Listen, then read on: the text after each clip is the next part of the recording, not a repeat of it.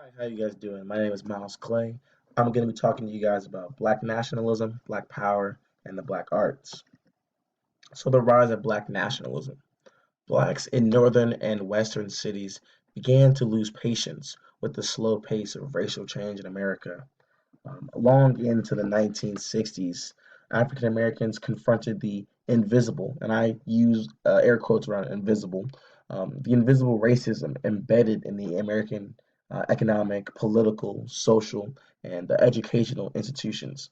And they challenged the white people to fair housing, environmental justice, and really all policies that required a redistribution or reshift of power and resources. So the support of development of all black political organizations and protest formations were huge. The construction of all black social institutions, such as self-help agencies, schools, and religious organizations. The support for Buy Black campaigns, those were huge. Efforts to promote capital welfare within the African American community began to rise. This also started to bring about Malcolm X, where he went from a street life of gambling, drugs, and burglary to becoming a minister. His words and thoughts resonated very highly with many black residents. Um, so the start of the Black Panthers. Floyd McKissick of the Congress of Racial Equality, or CORE, and Stokely Carmichael of the Student Nonviolent Coordinating Committee, or SNCC, started to doubt Dr. King's methods. They began to doubt his slow and nonviolent, um, kind of modernized way of going about things. So after the Selma to Montgomery March in 1965, Carmichael helped found the Loudoun County Freedom Organization, and this became the first political organization in civil rights movement to adopt the symbol of the Black Panther. Now, Carmichael would later become the prime minister of the Black Panthers, but he would leave for religious reasons. So the Black Panther Party. Founded by Huey P. Newton and Bobby Seale, the Black Panther Party was originally named the Black Panther for self-defense, but its initial um, goal was to patrol African American neighborhoods to protect them from acts of police brutality. That was huge. And in Oakland and Chicago, the Panthers arranged free breakfast and healthcare programs, worked to instill racial pride, and actually began some of the earliest drug education programs. They also worked alongside different groups like the LGBTs to kind of promote, social equality. They also adopted the slogan of "Power to the People." So I have a quick 2 minute video about them. It does have subtitles because the audio is kind of messed up. So um, just go ahead and read those as you watch the video.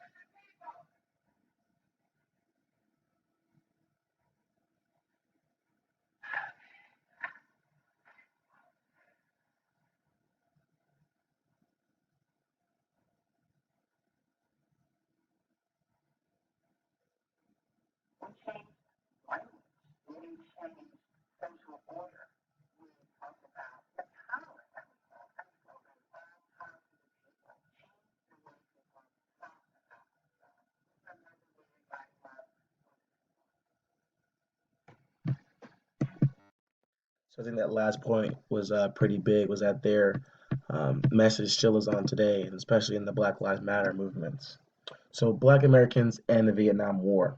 In the mid 1960s, Black Americans made up about 10% of the armed forces, and it steadily rose.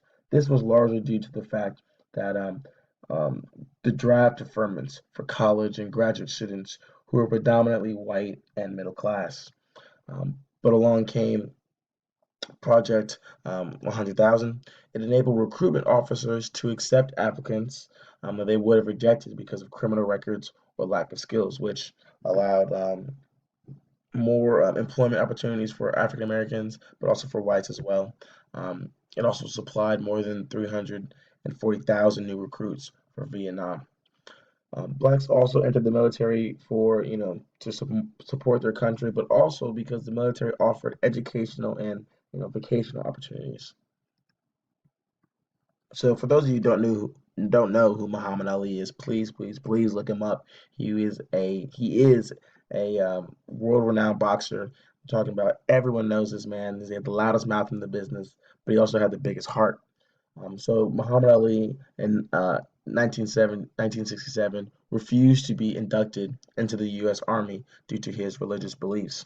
He was convicted of draft evasions, sentenced to 5 years in prison, and fined to $10,000, which isn't a lot to him. But what really hurt him was that he was stripped of his heavy weight title and he was banned from boxing for 3 years. Now, as a reaction to this happened. The summit. The summit was organized by Jim Brown, and Jim Brown was a football player for the Cleveland Browns. He and a lot of the other top black athletes in the country met with Muhammad Ali to discuss his choice to refuse to be drafted into the U.S. Army. So they, questioned him and want to figure out whether or not he was really serious about not being drafted. And so Ali responded. He responded by speaking about Islam, the Nation of Islam, and their leader, Black Pride. But really, what it all came down to was his religious beliefs, and no one could take that away from him. And as a respect to that, and as they saw how serious he was, that they as well did not go to the draft. And this played a huge role in how black athletes were viewed, because they are kind of a social piece and a huge factor in educating young black children who would watch them perform and play, night in and night out. So the Black Arts Movement. So black culture and identity were really, really focused on throughout this movement. Poets such as Sonia Sanchez, Nikki Giovanni, and Donnell Lee helped shape the movement, introducing new forms of black writing and delivering powerful attacks, while also stressing black beauty and pride. So poetry and theater had the biggest impact through the black throughout the Black Arts Movement. The Chicago-based Negro Digest, which would later be changed to Black World, promoted the new generation of creative artists. It produced new poets and formed a new kind of poetry that was free, conversational, and also cool. Theater performances portrayed ordinary black life and explored the obscurities that prevented black people from realizing their own liberation and potential. The father of black arts movement, Leroy Jones, who changed his name later to Imamu Amare Bakara. Pardon me if I butchered his name. I'm still learning it.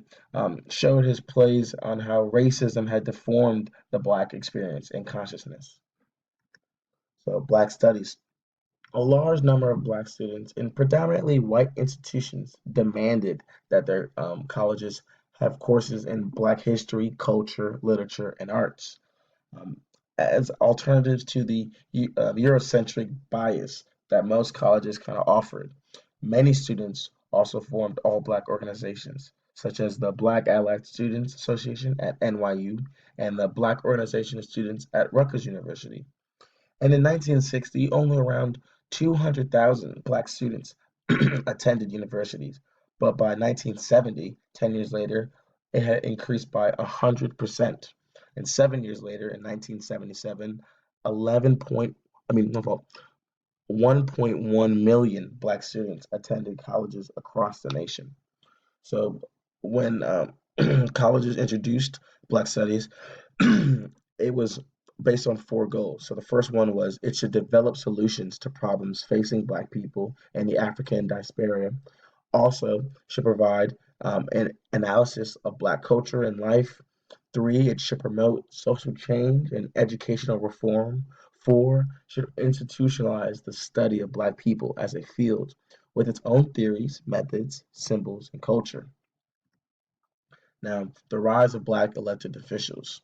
This all came through the rise of Black power and after the Voting Rights Act of 1965.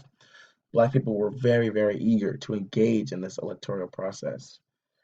Although Black people in northern cities had been able to vote for a century now, they had been slowly winning representation in state legislatures and on city councils, but they had not been really recognized or given an equal voice in city governance.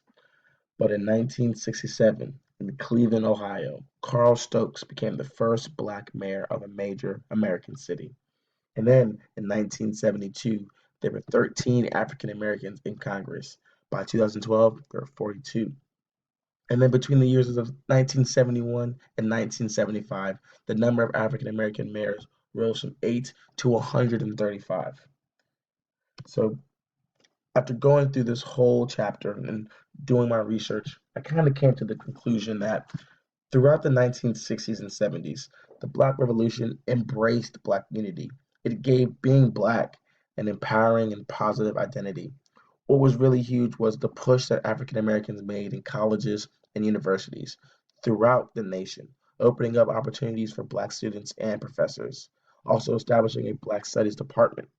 Also, the legacy that the Black Panthers had with their involvement in the community still shows up today, and the legislative success of the civil rights movement opened up avenues for Blacks to be put into positions of importance, bringing change to their Black communities. Like, look at us now. We had a Black president, Barack Obama. That was huge. So thank you for listening to my presentation.